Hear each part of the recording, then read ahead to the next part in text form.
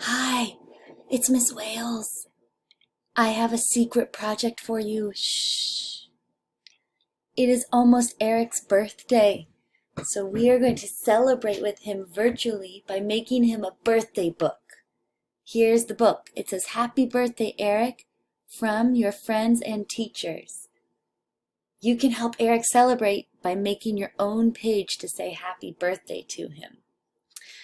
So watch how I do my page. It already has the sentence stem. Happy birthday, Eric, says blank.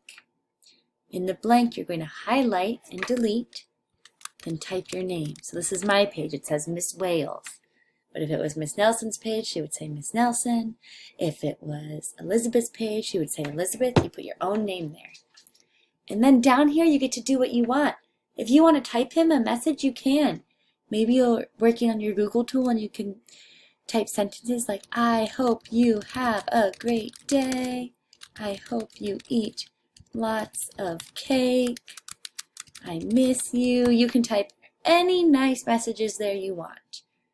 Or you can put in a birthday picture, insert image.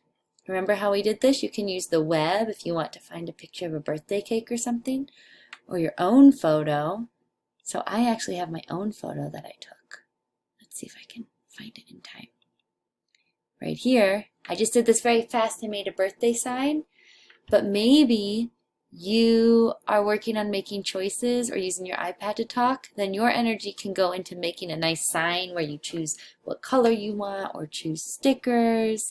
You can talk to me or Miss Cuviello if you want some advice about how to use your iPad for that part, and then we'll just include your picture there. So that's all you do. Find your slide, type a message, and or put a picture.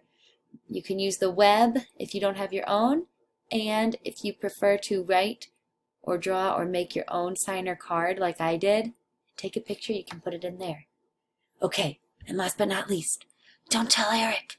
It's a surprise for his birthday. Have fun.